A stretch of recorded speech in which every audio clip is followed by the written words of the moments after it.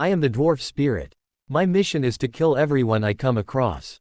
If I can't kill you, I will target the spirit inside you. I will block your future and prevent you from achieving your destiny. I serve my master, Satan, and help him destroy the world. We are the rulers of this world. Once upon a time, there was a village named Ahinsan in the Kumasi Metropolitan Assembly in the Ashanti region of Ghana. The village had been experiencing misfortune and backwardness in terms of succeeding in life. People struggled to earn a little money, but when it finally came, a problem would arise and take it away. There was no development or good things in the village. The youth of the community were almost jobless, not because they weren't hardworking, smart, or intelligent, but due to reasons they were unaware of. Sometimes, some villagers would say, if good things come to our community, will everyone die? They would say, if we hear that someone in this village is building a house, will everyone die? Why can't we wake up one day and celebrate something good instead of always hearing bad news?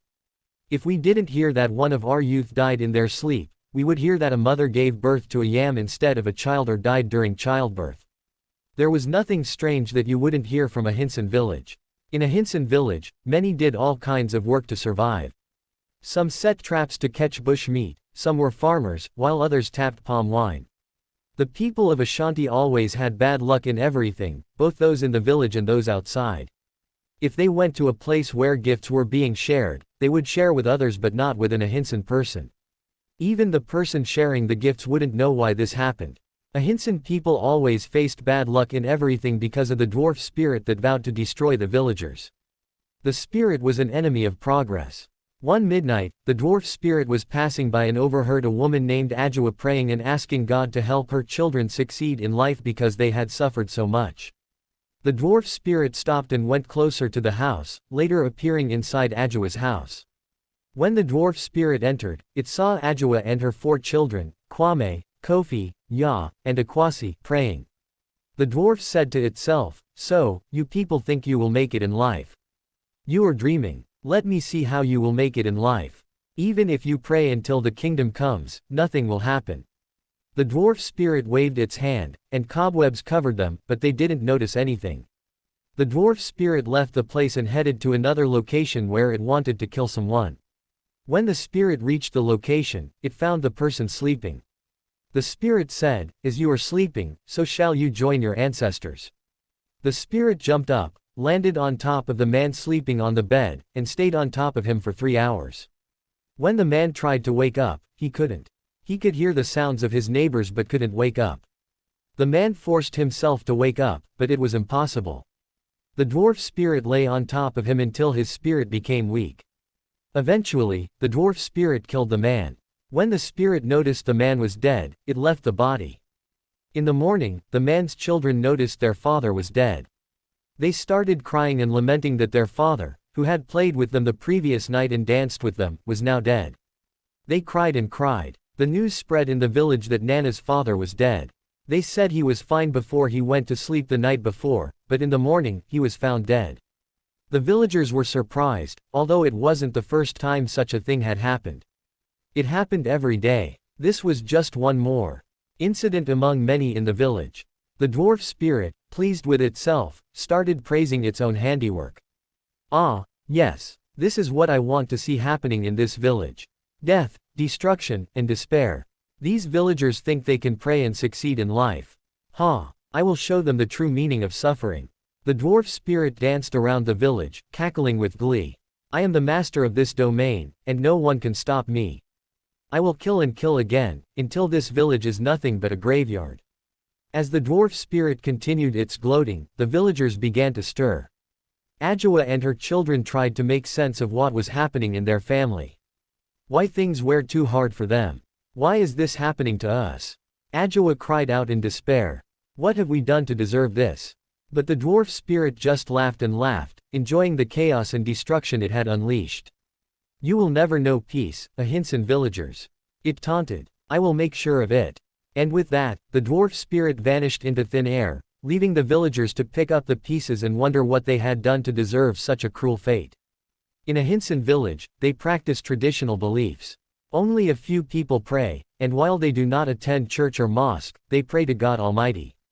One day in the village square, where boys and girls always gather, some were discussing, while others were playing street football and doing other things. Kofi, the son of Adjoa, whom the dwarf spirit visited last, was sitting there with his two best friends, Kweku and Ose. They were discussing how they would make money that day. Kweku: I need money badly. We have suffered too much in this world. Look at my family, very poor. I must make it in life. Kofi: it's not just you who needs money, even I need money more than you. If I start telling you guys about my own family, you will pity me. Everybody has their own problems. Ose: we are in the same situation. We are poor people, but I pray that we will make it in life. Kofi: we need to find something to do now to raise a little money that I can give to my family to use for cooking. What kind of work can we do now to raise money? Ose: let's go and steal from other people. Ose was still talking when Kofi hit him and said, Kofi, are you mad? Do I look like a criminal to you? I said that since you started following Agumon, you might start to steal because I don't trust Agumon. One day, I saw him dragging something from someone's house. When I checked, I discovered that the owners of the house were not around. I have seen Agumon in some places where he shouldn't be. Kofi continued, please Ose, never mention stealing around me again if you don't want me to stop associating with you. Kweku: Ose, are you mad? It seems like you don't have any sense anymore. Which one is, let's go and steal. Please count me out of this. Ose: please, my friends, I am sorry for what I said. I will not suggest this kind of thing again, I promise. The reason I said so is that there is no way you can find work in this place. There is no tangible work you can start in this village. Kofi: let's go into the bush to see if we can hunt. If we can catch enough, we will sell some and eat some. Ose: are you sure I can hunt? Some bush animals scare me. Even killing a rat in our house scares me, let alone hunting bush meat. Kweku: there is nothing to it, my brother. We will look for a machete. Our job is to go into the bush to see if we can find a hole where animals live. We will use fire to smoke out the animals and then kill them. Kofi: don't worry, I will teach you guys the tactics we use to hunt. What we need to do now is for everyone to go home, change clothes, and bring a machete when they come back. We will meet at Inku Junction. Kweku: that's good. Let's see if at the end of today we will have meat to eat and also enough to sell and raise some money. Ose: this money thing is what I love most. I need money desperately. Let money come out at the end of today's hunting trip. Kofi: Ose, if you work hard in the bush, money will come out of it. Ose: as long as money will come out in the end, no problem. I will work hard to make sure we kill every animal in any bush we enter. Kweku: with just words or what? You make it sound easy. We will kill all the bush meat in any bush we enter. Aren't you the one who said you fear rats? How come you now have the courage to kill all the animals we find in the bush we are about to enter? Ose: as long as money is involved, I can do anything to get it. Kofi: you can do anything to get money, but don't sell us out one day because of money. The way you talk about money is too much. Take it easy, Ose. Money is not running out today. Tomorrow may be better. Kofi: let's go and prepare, okay. All of them responded and started going to their various homes. As Kofi, Kweku, and Ose went their separate ways to prepare for the hunt, the village square slowly emptied. The sun dipped lower in the sky, casting long shadows over a Hinson village. The sense of adventure and desperation hung in the air, driving the boys towards their uncertain quest. At home, Kofi found his mother, Adjoa, busy with evening chores. He quickly changed into old clothes and grabbed a machete from under his bed. His mother noticed his hurried actions. Adjoa: Kofi, where are you rushing off to with that machete? Kofi: Mama, we are going into the bush to hunt. We need to make some money for food. Adjoa: be careful, my son. The bush can be dangerous, especially at this hour. And remember, wealth isn't everything. Stay true to yourself. Kofi: I will, Mama. Don't worry. We'll be back soon. Kofi left his house and headed towards Inku Junction, where Kweku and Ose were already waiting. They each carried a machete and wore determined expressions. Kweku: you ready? Kofi: yes. Let's go. The three boys set off into the bush, their hearts pounding with anticipation. They walked for what seemed like hours, the dense foliage closing in around them. The sounds of the village faded, replaced by the rustling leaves and distant calls of wildlife. Kofi, all right, we should spread out a bit but stay within sight of each other. Look for any signs of animal tracks or burrows. The boys nodded and fanned out, their eyes scanning the ground and underbrush.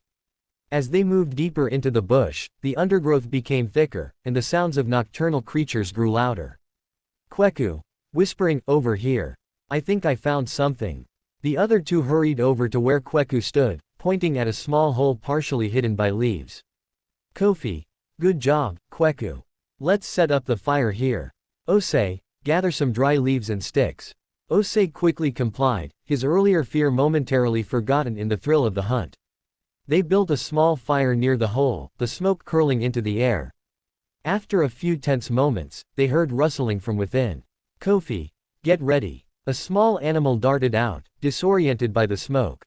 Kofi lunged forward, bringing his machete down swiftly. The hunt had begun. For hours, they repeated this process, each success bringing a cheer and a sense of accomplishment. They managed to catch several small animals, enough to fill their bags. As the moon rose high in the sky, casting a silvery glow over the bush, the boys decided it was time to head back. Kweku, we did it. Look at all this meat. We can sell some and have a feast tonight. Osei, I can't believe we actually did it. This money will help a lot. Kofi, let's get back to the village before it gets too late. We need to be careful carrying this meat back. The journey back seemed shorter, their spirits buoyed by their success. When they reached the village, they were greeted with curiosity and admiration from the villagers. Kofi, we'll divide this up. Some for selling, some for our families. Kweku and Osei nodded, already thinking about the relief and joy they'd bring to their loved ones. As they distributed the meat and the evening settled in, the boys felt a sense of pride and accomplishment. The day's hardships had brought them closer, and they knew this was just the beginning of their efforts to improve their lives. But in the shadows, unseen by the boys, a pair of eyes watched their every move. The dwarf spirit, drawn by the boys' desperate desire and newfound courage, had plans of its own. The dwarf said from where it stood, "You people think it will continue to be this way, but never. I am now watching you all closely.